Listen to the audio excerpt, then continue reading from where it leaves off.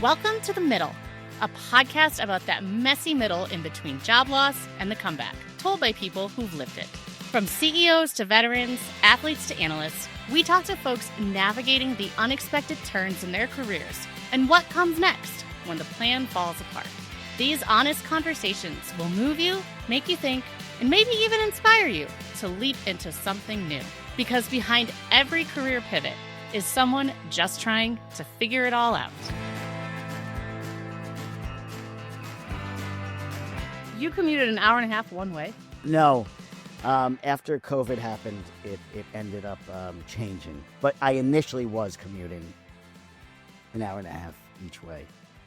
Yeah. That's brutal. I did that early in my career. I was driving, though. I lived about 85 miles from the site. And so I would drive. Ooh. And it took about an hour and 15, hour and 20. Yeah, I mean, I took a bus for like 20 years, and I didn't even think twice about it. But once I thought about it during COVID, I think this is like the problem. Like we were all like, what happened? Yeah. What was I doing? Yeah. Well, I am so excited to talk to you about this because you have such a unique perspective that I think everyone is going to learn from. So keep me honest. You were in search and recruiting you've been in it for 20 years, over 20 years? Over 20 years. I started back in just before 2000 or around 2000. Yeah. Can you explain, what does search mean? What do you do? What is that process? Search is, well, there are different kinds, but broadly speaking, search is we're hired by a company to fill a role. So this was where I started out. If you look at some of the big search firms, the Korn Ferrys and Heidrick and Struggles, and I started at Heidrick and Struggles. It was a retained executive search firm. We were very specific about that. We were, and part of what differentiates the different types of search is how you're paid, and I guess who's paying you sometimes. But mostly it is the client paying you, and they have an open role. They hire you, and you are retained as the lone searcher out there to find someone to fill the role. And then there's other kinds of recruiters that do it by sort of, they'll talk to a candidate, a potential candidate, and use those resumes, send them into different companies and try to get them seen. So it's a little bit of the opposite. Those are contingency. They only get paid if one of those resumes lands. But the search that I come from is really where you're out in the market as an extension of the client, and I think it makes a lot of difference. You mentioned sometimes you're the lone person. So is it common to only have one or two people working this? If you're doing retained search, part of the retainer is to say, you're entering the market with this, say it's an EVP of digital or whatever it is, and you're entering the market. You are the extension of Citigroup, and you are going to go and tell our story, and you're going to cover the market, and you're going to produce, send 5 to 7 candidates our way with full assessments. Search is not about finding everyone, but it's about making the client feel comfortable enough to make a hire. So they want to understand that you've seen a lot, you've done a lot, and really, in order to do a good job and make sure that the person's staying there for, hopefully at least a year, hopefully 5 years. But I think most contracts say a year, unless you have to redo the search. And you've done hiring and search and recruiting for really high stakes. I know for financial communications. What is something that job seekers would be surprised to know how these decisions are made? I think there's always a little bit more of internal politics going on than people realize, often more than the search company realizes. And until I was an in-house talent acquisition guy, I didn't really get that.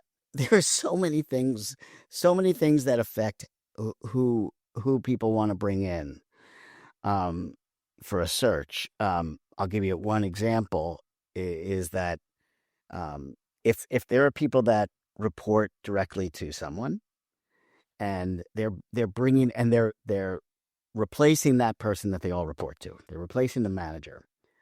Well, 2 or 3 of those people on the team want that role. Those 2, 3 want to get um, into that role, and they're going to interview for that role because we have this process. So the person that you end up hiring better be clearly better for this role than those people. That's one of the things that comes up often. That is, and if we don't find someone clearly better, the role might go away. Yeah. So much stuff like that. So how do decisions get made? It should be a process of, the recruiters meeting you, the recruiters going through and assessing you based on. I'm a big proponent of must-haves and phrasing it that way too. What are the 4 must-haves for this role? Well, now that we have those 4 must be this tall. No, they didn't do that. But the 4 must-haves are, I would never have gotten a role if it must be this tall. Same. Yeah, it's terrible. So, the must-haves, let's go off of those must-haves and create something we can assess.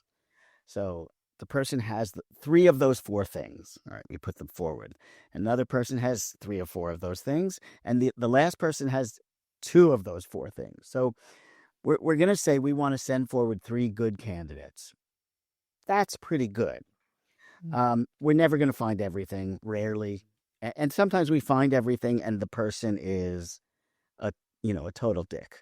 And excuse my language. I'm not really reporting to the clients if the person's an asshole. I learned that lesson very early in my career, that the client might be an asshole too. Might be a perfect match. Well, I make so that's an interesting way to look at it. Yeah. It's true too. Very successful people that have stayed a long time that get along with them, but wouldn't get along with me.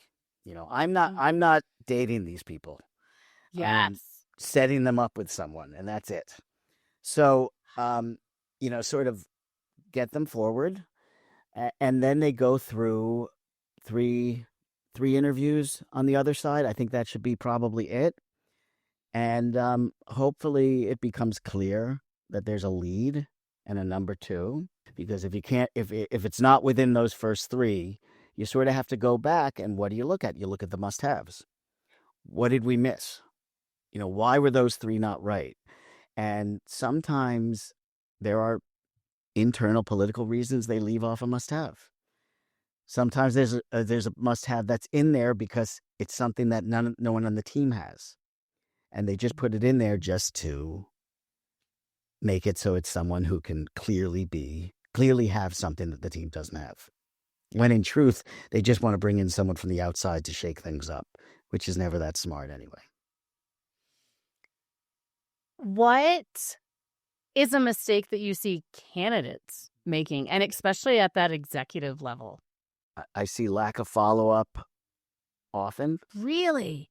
Even now? Bizarre. It's so easy to do. Yeah. Lack of follow-up. Now that goes, listen, I know recruiters are much worse at that, and not in defense of recruiters, but we're waiting on word from the client usually. And sometimes we are terrified to say something to the candidate because we don't have an answer yet. I've learned after a long time you have to just be honest and just tell them everything's going on. But candidates sometimes aren't that interested, and it only comes out during the search process. So that's a big thing that happens. Sometimes they're super interested, and that doesn't come across great either. I think what you want to catch is sort of, I'm here to help the team. I want to come in. I want to help. I want to do really well at this job, and I want to understand what you're looking for so I can be successful. When you come in with both sort of the excitement and the levity of, because really it's a trade-off. The candidate should be expecting something from the client as well. Mm-hmm. When you're interviewing someone, you're often going down a list of things, whether they have it or not, and you forget to sort of offer up to the candidate, here's what we're going to give you. And that's increasingly, that's important. It should have always been important, but it wasn't. I think I only in the last few years of my career even got the confidence to start, whether it was directly in an interview or to a company, or even just in the back of my mind saying, what are you going to give me? What am I going to get out of this? But there was definitely the first probably 10, 12 years of my career where I didn't think I could do that. I'm junior, I'm young, I'm here to learn. And I don't know if other people have that experience of it takes a little bit of that just time and wisdom. I think so. I think, in fact, you can't really do that when you're like 3 years out of school. It's, you don't know what you don't know. And you're dying for a job, and you're dying for a good job. And if it's the, your top company that's offering you something, you're going to be like, yes, ma'am. Yes, sir. What, I'll do whatever I have to do. I mean, I had that when I was a young recruiter. I overheard, or someone told me that the head of the office had said, just give that to Lavner. He'll do anything, and I was like, what the, I'll do anything, and in hindsight, it was a great thing. It was great because I was willing to work hard is basically what that Yeah. kind of seemed like. Now, would I enter into it now? If someone said that to me about me now, my things would explode off of me. I'd be very angry. When I first started out, I worked in aerospace and defense. We had a lot of former and retired military. Yeah. And this idea of, you don't say that's not my job. You just chip in, you just do it.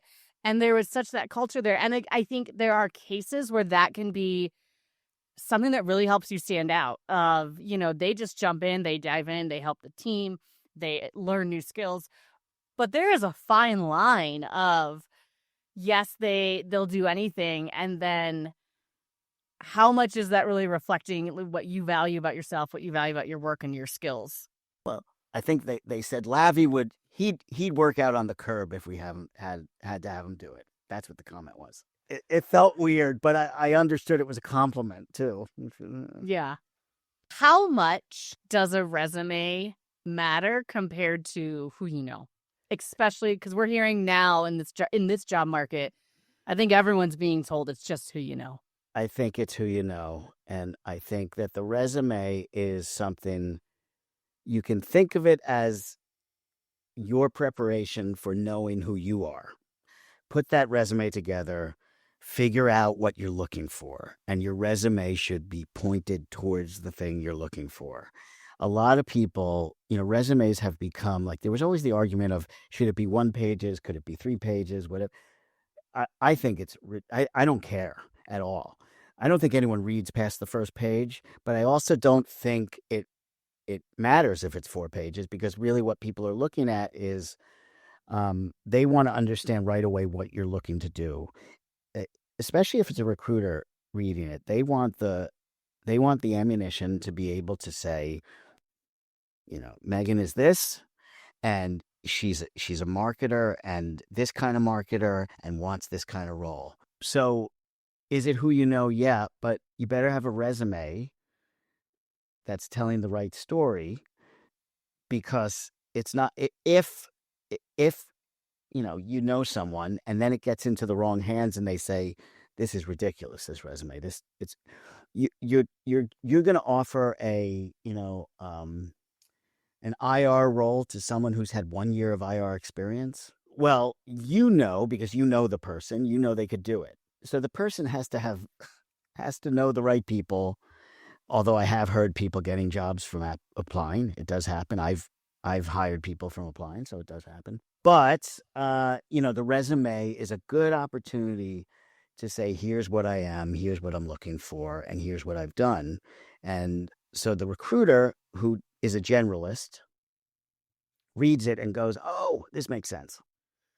They say, oh, here's my friend. My friend is looking for this IR job. And on the top of the resume, it says, former equity analyst, moving into the space of investor relations, deep background in communications. That headline's important for that reason. It's to back up who you are, and you're going to get the job through someone you know probably, but you need the other part too. I will say, somewhat embarrassingly, I just started putting a headline on my resume. I have also heard this, and you can either refute or confirm this, the F format so that when people read your resume, they read it in a capital F. So they're reading the top part and then they go down a little. And then as they go further and further down, they're not reading all your bullets. They're just kind of moving down a straight line. Usually it's your position, your company, how long you were there for. If you're on the bottom of page 2, like you better have everything the most important things left justified, because that's where the I is. They're not reading the rest. Yeah, I always say it's like it should be written like a high school essay. Get their attention. So, there's my name and my headline and some bullet points to support that. And the rest is sort of footnotes. But you're saying, here's who I am. This proves who I am. These bullet points support what I say I am. And then here are all the jobs that I've talked about. And it can go on as long as you want. There was a time where people would come in with 7-page resumes. I was going to say, what's the longest resume you've seen? 7, 8, I think 11 once. And yeah, it was. Was it everything they ever did? No, but it was everything I wanted it to be. No, it was everything they ever did. It had drama. It had love. It made you laugh. It made you cry. That's really what it was. It was like a crazy thing, but it was a very technical CMO or something like that, and they wanted everything in there, and it was. And they had a shorter one that was like 6 pages. I'm probably knocking the CMO of like a Fortune 5 company right now. I think probably those CMOs just have bios. They don't really have resumes. That's something I come across a bit. Like someone who's had a job for 10 years and they're now like making money. And they'll be like, I just have a bio. I was like, it's not that. Can you get me no bio? Okay, fine. Just a bio. Because it'd be helpful if you gave me but bio? Fine, I now aspire to reach the level where I can just give my bio. Yeah. Just Google me. Here's a link to my Wikipedia. Yes, exactly. Here's my Wikipedia page. I will say, not on the topic of recruiting, but my uncle has a Wikipedia page, which has been the weirdest thing. And then fact checking it is always kind of funny every once in a while of like, yes, that's right. And then because it's my dad's brother, and I would occasionally call and be like, is this right? Did he do this? Is this right? This happened, Is he in politics or is he in? He was, yes. He's an author. So he wrote a book called To Strike at a King, which ended up being the source material for the George Clooney, both the Good Night and Good Luck movie and now the play on Broadway. So he was an author, yes, but he was the director of a legislative firm, or a partner at a legislative firm in Michigan for years, and so did very much with a lot of Michigan politics. So he has his own Wikipedia page. Every once in a while, I used to threaten to be like, because apparently the one family story is he like broke my dad's arm while they were playing football in the backyard when they were like 9 or 10. Get it in there. And my uncle told my dad, like, just put it back together and don't tell anyone. And so, like, I have all these, like, childhood stories, and every once in a while, I'm like, I'm just going to throw him into this Wikipedia page. Like, one time, he hit his brother David over the head with a lead pipe. Good. That's really good. So, yes, Wikipedia pages are good. I want to switch to the job market right now real quick, because you and I have experienced it. Yes. From your seat, what are you seeing and experiencing? I talk about this with someone every day. All of the investor relations folks that I speak to and all the people in finance say that, well, it's, it's just caution right now. Everyone's just cautious. There were a lot of deals that were going to happen that were pushed off. They were supposed to happen in February, didn't happen in February. We thought maybe July, didn't happen in July, so probably October, not happening in October. So, we're looking to January. Look, I see loosening up of the job market. I see a lot of jobs posted when there were very few jobs posted a month and a half ago in the summer. Some of this is caused by, it was the summer. Mm-hmm. Some of this was caused by the election. Not who won or who lost, but there was just caution then. And obviously the tariff stuff has caused a lot of people being super cautious as well. So it's sort of the perfect storm of of a shitty job market, but it's not 2008. It's not 2001. I'm not an economist, but I do not think, and from what I've heard, no one is super concerned about, some big collapse coming. I think it's just about where exactly are we? Can we make this big hire? Some of the big firms that I've worked with in the past are making big hires finally. Some are waiting till 2026 January. Some need to make hires, and their holding companies are saying, please wait. So it feels much less based on, actual numbers and more based on cautiousness. We also hear a lot about AI, and AI is going to take jobs. It's taking jobs. We're all going to be non-existent. Should we be afraid of AI, or is it just kind of the next evolution, just like when cloud computing and social media and cybersecurity came around? I don't think there's ever been a technology that took away the entire economy. It's just never happened. I think I heard the CEO of OpenAI talking about this being more close to the industrial revolution than anything else, because it's such a giant change. I mean, you think of the amount of jobs that were created then, but there were a lot of jobs taken away. I can tell you that for myself, who's been in and I'm sure you're the same way, I've been doing this for a long time. Suddenly it's like I have a really good assistant. Mm-hmm. And that the realization about that is pretty remarkable, of how good it is. So it makes me a little more nervous. What do you bring in entry level folks to do? And I guess this comes to, in each industry, does the entry level always do the shit work? Is that what it is? If that's what it is, those are the industries that might struggle a little bit in figuring out what this is. Doesn't mean you can't find good talent, or it doesn't mean you can stop looking for good talent. I mean, but it's a big change. So I am not sure. I think it's a hard question to answer, even though we are coming up on almost 3 years of Chat GPT. Yeah. And I think in some ways, I'm relieved. I remember the hype when Chat GPT came out, and people say in a year it's going to look like X, and that hasn't manifested yet. So to me, there is, okay, what we thought would happen even 12 to 18 months after that initial introduction, those things are not panning out. And I think there's value in going back and looking at that. And I think there's maybe more so in my experience, in my career, this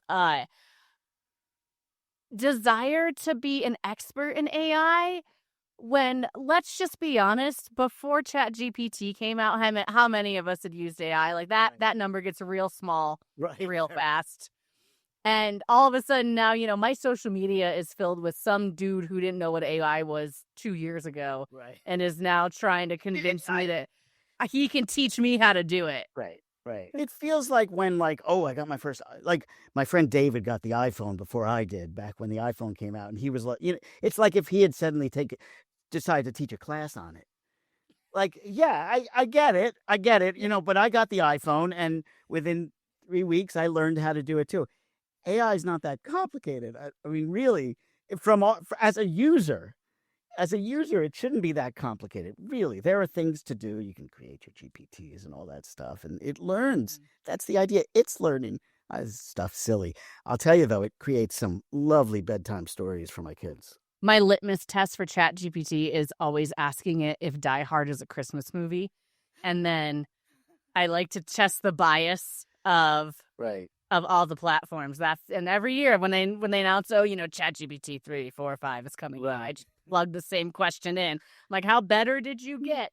How much smarter are you? How is AI being used on the recruiting side? So AI is being used on the recruiting side in it's filtering. I haven't done it yet. It didn't affect like when the last company I was doing talent acquisition with, we weren't doing it. Of most companies I speak to aren't doing it, but there's AI, filters and I mean, here's what it's going to do. I think what it's going to do is get your number of 1,000 resumes down to 35. That's not the terrible side of this. That means, because let me tell you, there are people who apply for jobs that should not be applying for those jobs. And so if it's just filtering and getting down to the best people for a job based on resumes, that's fine. The thing that I'm a little less clear about are these AI interviews. Yes. I was supposed to try one and it didn't happen. I didn't show up. They did.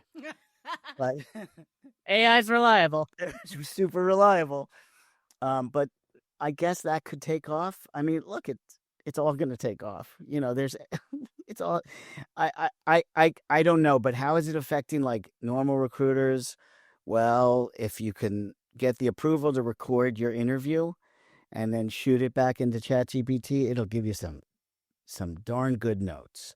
And those notes are better than any notes I've ever taken in my life. And that only helps the candidate.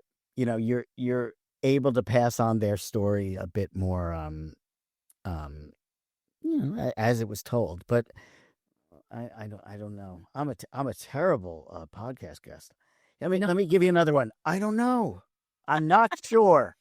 I don't think anyone does. I think if we had Sam Altman on here, he might just have a better messaging. But, and I say that as a communicator, but I don't think, Sam Altman's, who, as smart as the man is, as smart as all these people are, I don't think anyone has a magic 8 ball or is here from 10, 12 years in the future who's able to say, No. yeah, this is how it's going to go. No, I can't imagine. I mean, recruiting was changing tremendously anyway. It's still the biggest change in recruiting was LinkedIn.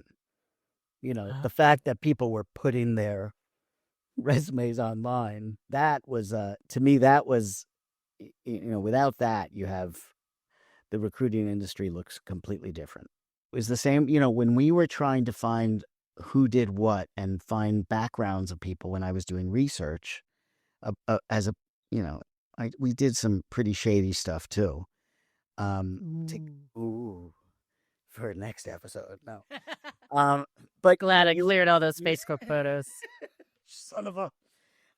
You would go on and look up conferences and see, she's speaking at the conference and she does this. Who else is speaking at the conference? And that was the most internet stuff you could do because there was no LinkedIn.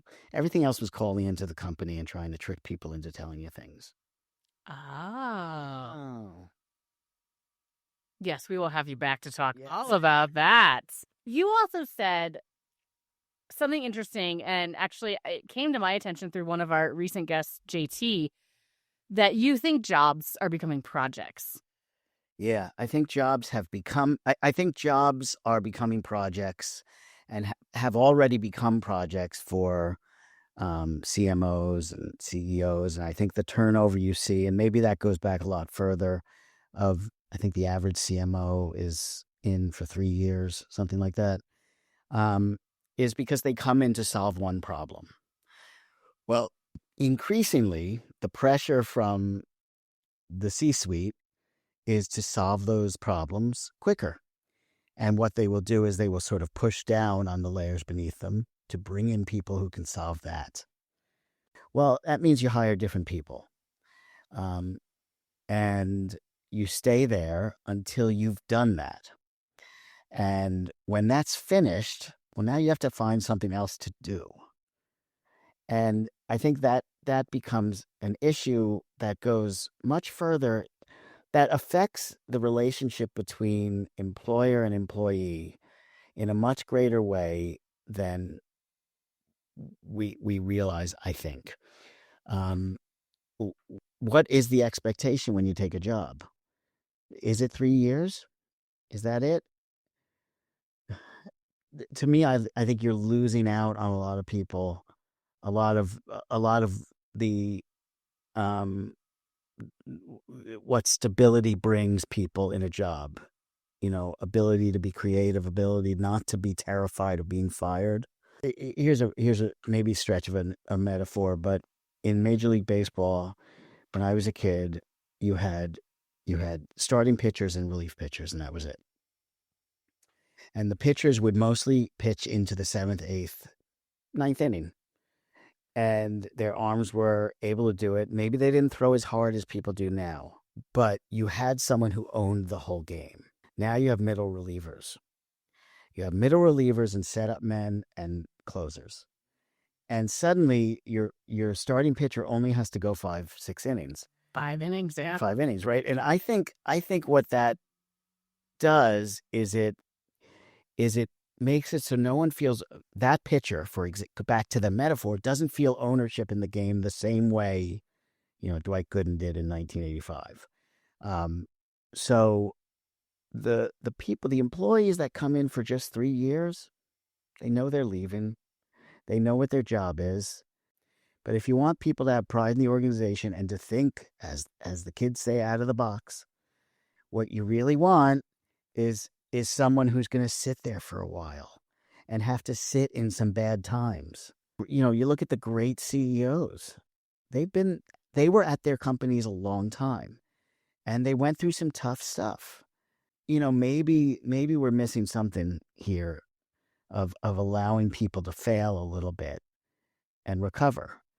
And I can tell you that in the times that I've been laid off in my career and other people I know, I've been flat out lied to. And the lie was this: it's okay. You don't have to get everything perfect. But then you're the top of the chopping list. And there was never a chopping list like there is now. It just feels like there's something that changed that I don't know about, which is like, are we pushing our projections too high, our revenue projections? What is going on that we're failing so often? No, and I 100% agree. My last experience at Microsoft, so I came into the job. There were parts of the job that I had never, some of the stuff, it was a cybersecurity role. I did not know a lot about cybersecurity. I worked my butt off to learn about cybersecurity, and then all of a sudden I wasn't learning it fast enough. And I was 3 months in, 4 months in. I all of a sudden became the one that, you know what, it's just not going to work out.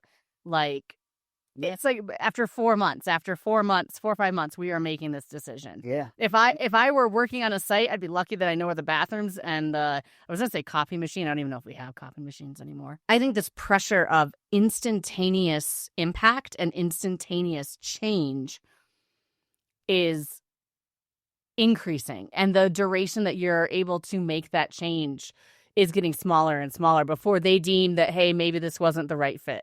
I keep wanting to disagree with you on something, but it's right. And I have found that organizations, especially complex, big organizations, cannot digest difference so well. This one of these big pushes in the last 10 years was to not use the word culture so much. And the reason is we don't want a monolithic culture. We don't want, one person. So we want someone to fit into the culture, but what does that mean? We shouldn't say culture. That's the way we solved it. Not by solving it, but by not saying culture, right? Idiotic. So what you end up with are a lot of people that were hired, that had different skill sets, that I think in the past we would have thought twice about. And often those things were, to be really clear, often those things were what kept diversity out. And I think the reason we didn't want to say culture is a good reason. It was one of the ways people used to, make it so it was just middle-aged white guys in there or whatever the case was. The problem is we sort of threw out the baby with the bathwater. Do you think it's harder to get hired right now, or are the rules just changing like they have over the past several decades? I think it's harder to get hired now. There's so many things you have to check in order to. So it's not a great question in that it changes for the level you're at.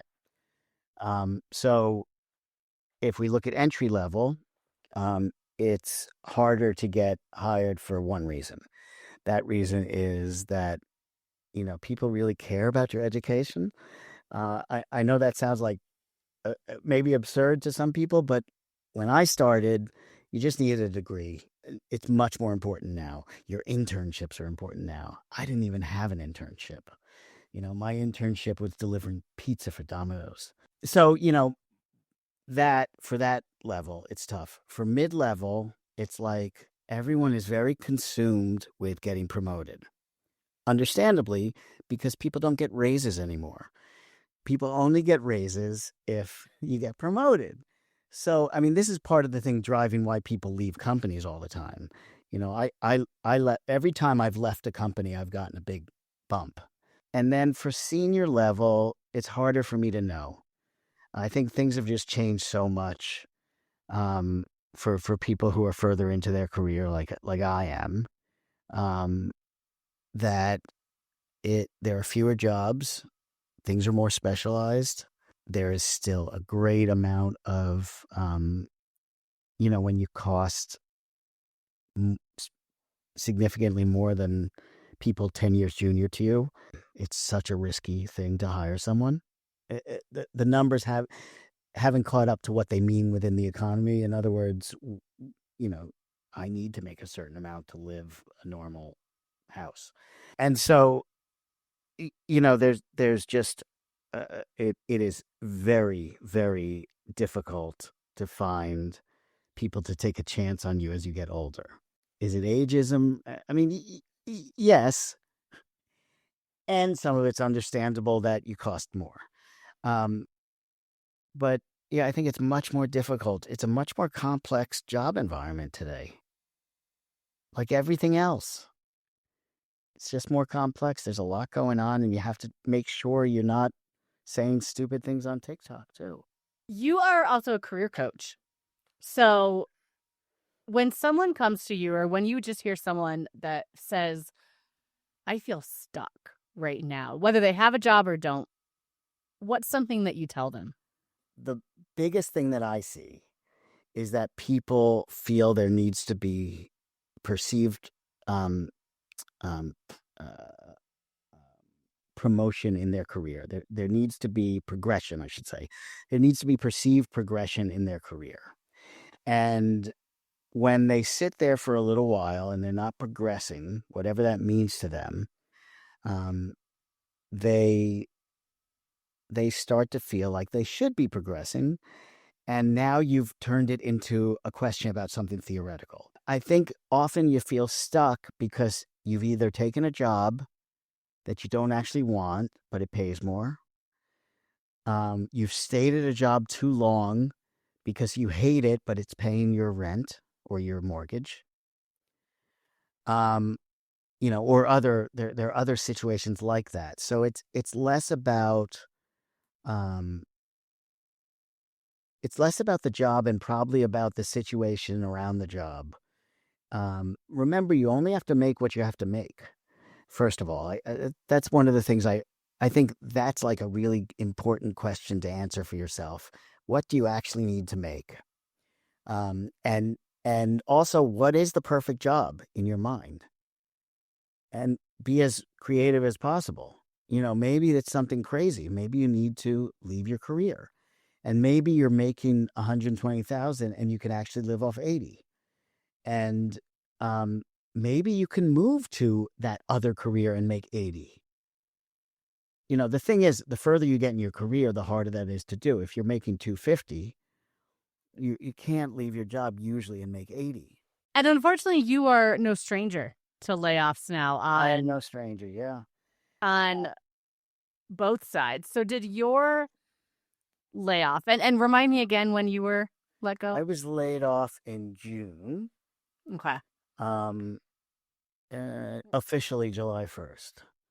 Were you expecting it? Was it a surprise? Well, I think the amount of times I went to my wife and said, I don't know, I feel like this isn't going where, I feel like there's less for me to do than there was. Yeah. But it was a shock. It was a shock because I loved the people I worked with. I was doing a good job. So um, it was a shock. It was sitting right here and suddenly on the phone with two people, not just my boss, but an HR representative as well. And you're like, this is, and truly, it's the first time in my career that I'd been laid off. So it was, you don't expect it. You just don't expect it. And yeah, it's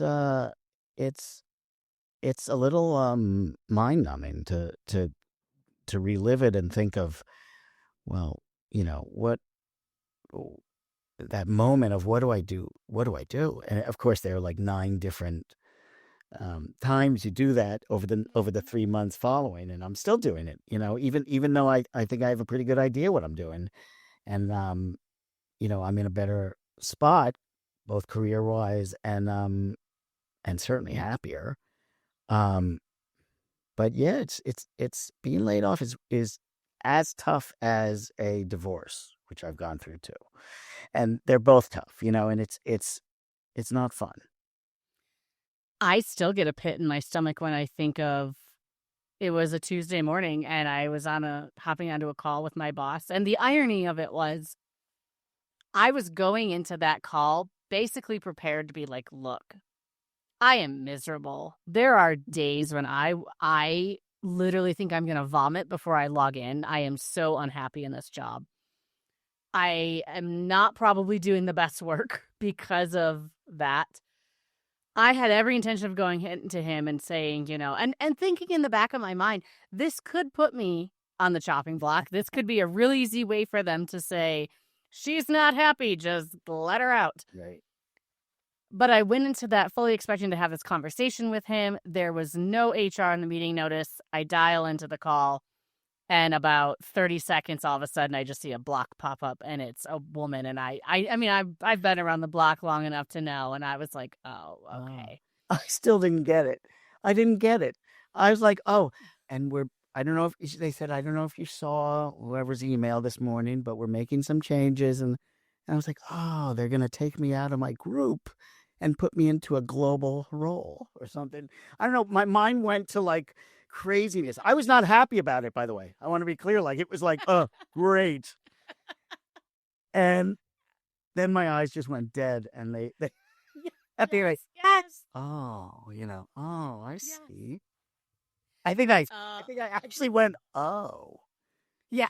When and like it just sinks from like your forehead, your eyes, all your face just oh. And I pulled up my phone and I texted my wife. I think I've been fired. She's like, think? And I was like, I've been fired. It's such a I will use one of my favorite words. It's such a discombobulating feeling of I just remember the utter, and I'll be honest, like the utter betrayal I felt from my manager of, you brought me into this role and then it isn't working out, but all of a sudden everything on why it's not working out is my fault. Yeah. It was a hard experience. And have you been able to get past that? In some ways, no. Yeah. Candidly, because I got poached. And, I'm open about this. I'm a single mom. Microsoft threw more money at me than I ever imagined making in my entire life, and in terms of base salary and high sign-on bonus. And I realize a lot of people don't ever experience that. But as a single mom with 3 kids, to have all of a sudden be like, you're going to give me an amount of money that will pay off like all this debt that I have and will allow my kids to start building a better life for my kids. Like, so I did. I left a job that I was happy and doing well at. And so that part, no. Does it change? Like if you were going through a similar situation, or you saw someone going through this similar situation, would you be able to convince them not to go?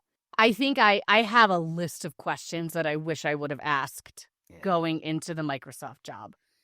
And I think they are especially good questions probably to ask in any interview. So if I knew someone that was going through it, I would absolutely say, you need to ask these questions and get an idea of, to the best of your ability, where they see this role, where they see this job going, where they see the team. Right. It goes back to what we were talking about before, that it is, you have to have those questions. You have to be, but it's real. It also goes back to, it's tough to do that. They were offering you something that was life changing. It was. And I know I've had conversations. I've had conversations with people on this podcast. I am not the only one, and by any means, who has been in that situation of they were offered a role with a salary that would change their lives. And, of course you're going to take that. Yeah. And so that would be my first part of that is, yes, I have questions that I would, if I saw someone that happening to. But I would also say at the end of the day, everyone's priorities are different. And if I had not had that financial pressure and situation that I was in, I don't know if the Microsoft job would have been as appealing as it was. The job itself was interesting, but I wish, again, if I had had the answer to some of these questions, I think what I would have realized is the parts of the job that I was really excited about, and I was listening, hearing people talk about, and I was getting really energized over, was actually a very small part of the job. Right. But I was led to believe, partially through my own internal thinking and categorizing of the role, that it would be something different. There have been people that I coached that were immediately laid into for not having the thing they admitted they didn't have. Yeah. When they got hired, they were like, well, that's something I didn't do. Well, you should have, Mm-hmm. Okay. The thing I was going to bring up about, it's like a terrible thing that I see happening.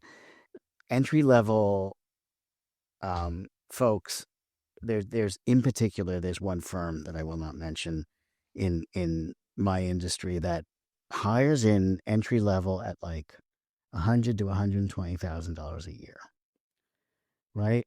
And they go in and often miserable and often unhappy and often want to leave, but they've often already rented an apartment, Moved within that range. And what are they going to go and accept a $60,000 job after that? Mm-hmm. How do you do this? And so like these things that you couldn't possibly know as a 22-year-old or 23-year-old, it's not as easy as it was.